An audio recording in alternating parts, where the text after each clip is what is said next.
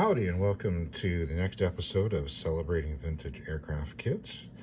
Today's subject is a pair of Hawk models of the Convair XF-92A Dart. One is from 1952, and the other issue is from 1954. Along with that, I've got an assembled kit straight out of the box that was part of a reissue from Testers in 1995. So let's take a look at the history of these kits and a little bit about the aircraft itself. So first we're going to start with the 1952 issue. So here we have Hawk's first issue of the XF-92A. This one was first produced in 1952. It's one of their very, very early kits, and it has the kit number of 605. So I believe this was actually the fifth kit that they had produced from the original series of Hawk kits. It's a very simple box, as you can see, just a two-color litho on directly onto the cardboard itself. It's what's called a flip-top box, where just a folded box that the top lid flips open on it. But let's take a look at the artwork on it. Simple drawing, and got Hawk in bright red letters. 72nd scale is what this kit is produced in.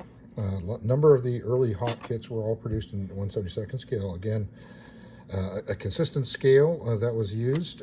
Most of the other manufacturers were using what was called box scale, but Hawk fairly consistently was using 72nd scale on their early kits. And here you got their address in Chicago. Got the end of the box. This would stand up nicely on the shelf. And again, the name on the side. And nothing on the bottom. Did look like there was a 50 on here, so this may have been a 50-cent kit at the time. Let's take a look at what we got inside the box. So we open it up. As I mentioned, just a flip-top box. Not many pieces to this. So here we have the two fuselage halves. This is molded in a very shiny white plastic. And again, if you've seen some of the other videos where you see that they actually print their name on the kit in several places. This is because there's a lot of pirating of kits in the early days of model kits. People made no qualms about ripping off somebody else's kit. So Hawk put their name on a lot of the parts, so that way it made it a little bit more difficult for them to just straight rip it off. You can see it's got almost all is engraved panel lines. A little unusual for that time period as well. They are pretty thick and heavy, but they are engraved. You've got a molded in pilot figure. This was somewhat common from the very, very first kits, where you had either a solid area for the cockpit. Sometimes you wouldn't even have any clear glass or clear plastic parts to represent the cockpit. But in this case, you've got just a pilot head. You've got you can see straight through it. There's no nothing in there. No engine, no nothing. So those are your fuselage halves. Let's go on to the wings. Wings are extremely simple.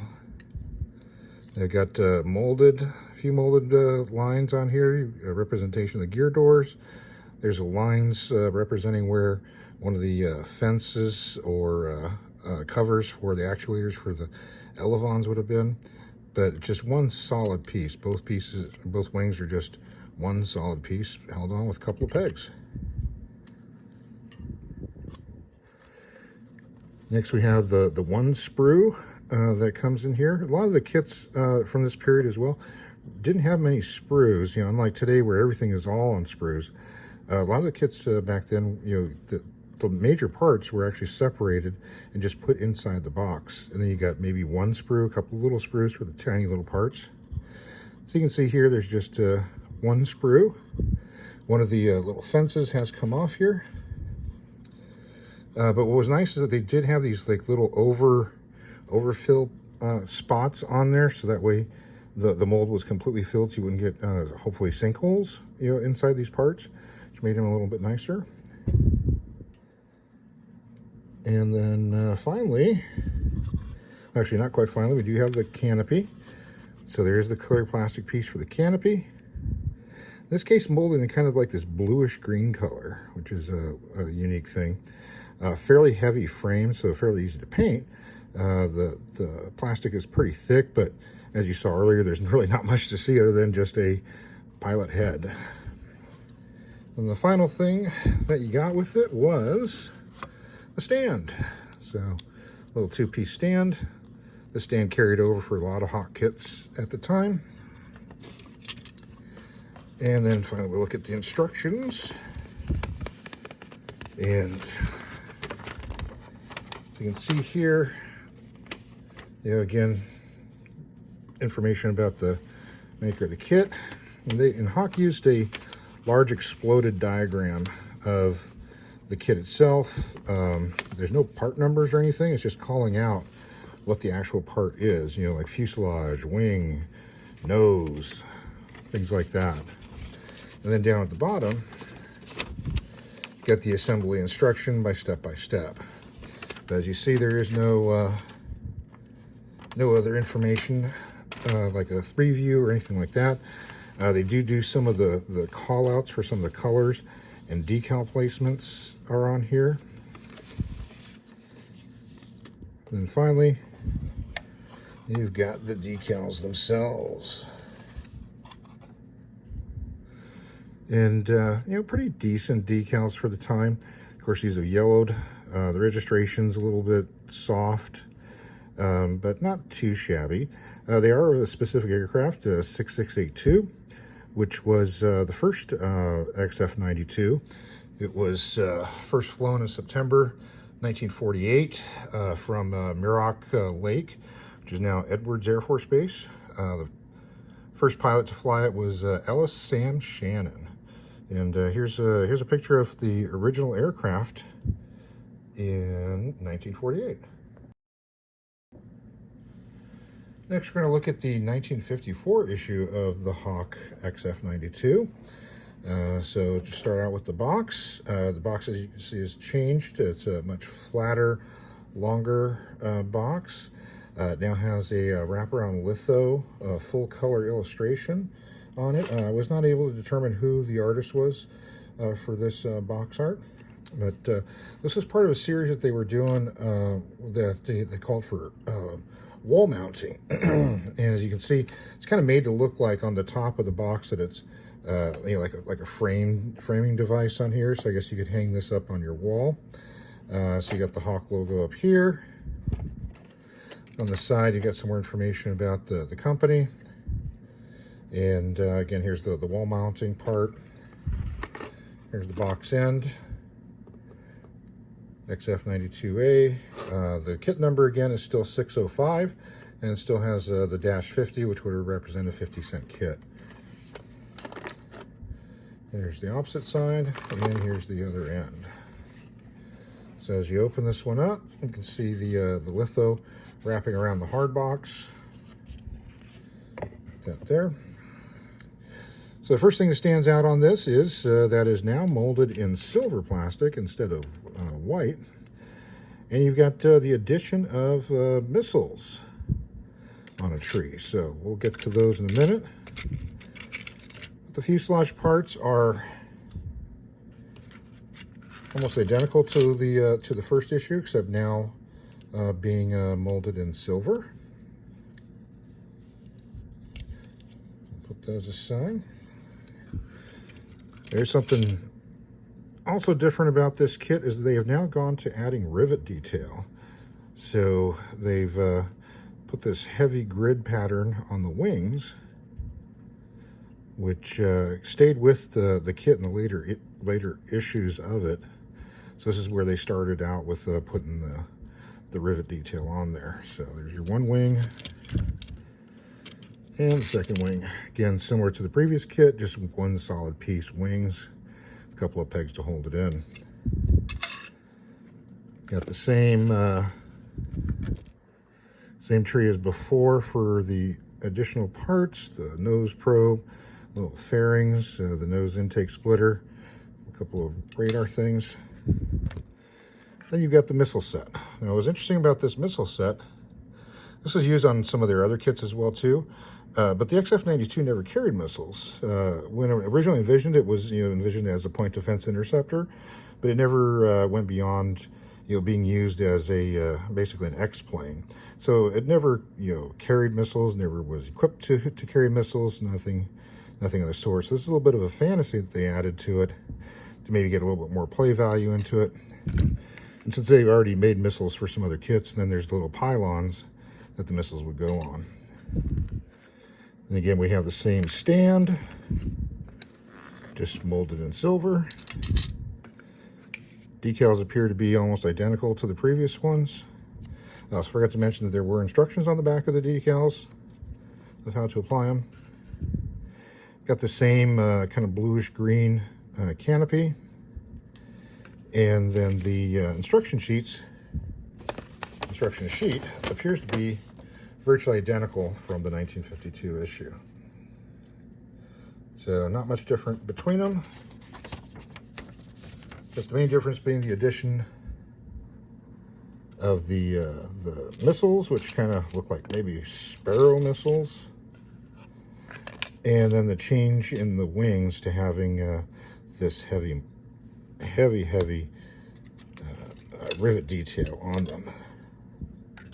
In fact, we can compare it to the previous issue of it. You can look at the wing. Let's get the same pieces here so you get your right side wing. So the inscribed parts are the same, just the added rivet detail on top. And then if you also look at the fuselage pieces, they're virtually identical on the fuselage. Same engraving everywhere. In fact, you could probably take the two parts and assemble them together from the two different kits. Yep, there you go. I got a two color kit there.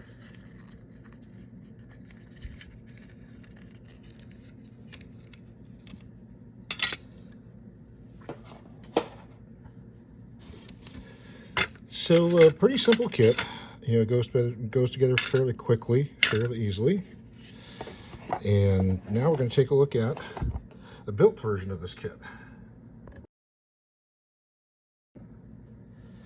So here we have the later issue from testers from 1995 that was utilized to build this kit. It's essentially identical to the 1954 issue in that it has the raised rivet detail on it. Everything else is basically identical.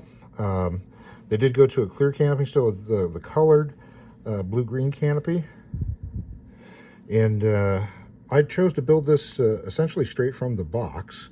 So you get kind of a look of the way it would have been in the 1950s when a kid would have put it together. So you can see, there's not a whole lot to it. Fairly straightforward.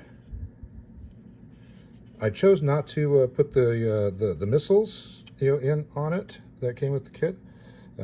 Thought that was unnecessary since the markings are for the test aircraft. I guess you could do like a fantasy version of this with the missiles and make it look, if you got extra decals from some other source, make it look like a squadron aircraft. But there's not a whole lot to this kit. Builds up pretty quickly. Fits fairly decent. I didn't use any filler anywhere, so you can see on the fuselage, the seam almost disappears. There is a bit of a gap on the wings, but overall not too bad of a display kit. Here's the same stand, even still being used in the 1995 tester one. It's the exact same stand. So there you have it. Here's what it looks like when it's completed.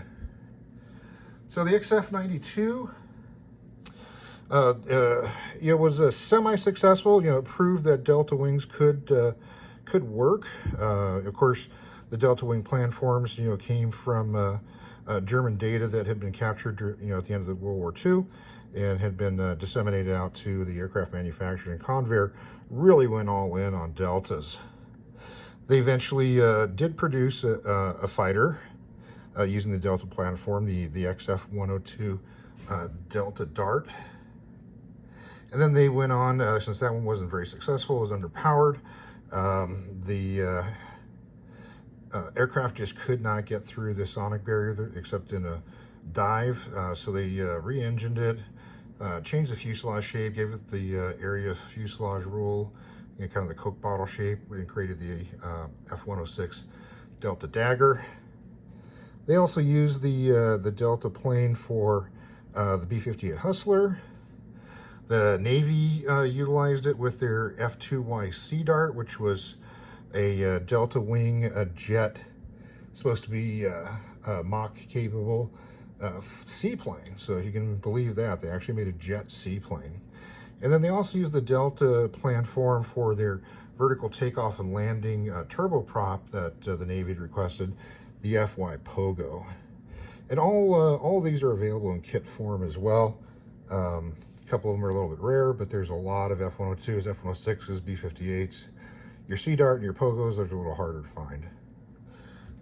So aside from Sam Shannon, who did the initial flight, a few other famous pilots also flew it. Chuck Yeager, he actually was able to get it to go Mach 1.05 in a dive. You had Frank Everest, another big-time test pilot at Edwards, and also Scott Crossfield, who eventually did break a sound barrier. I think he did 2 times the sound barrier, was his record. So even though the plane itself wasn't all that successful, the pilots really didn't like flying it. It wasn't a very stable aircraft.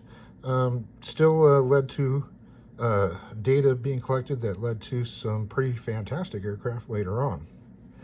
So that's all we've got for today. Thanks for stopping by, and hope you have a great day.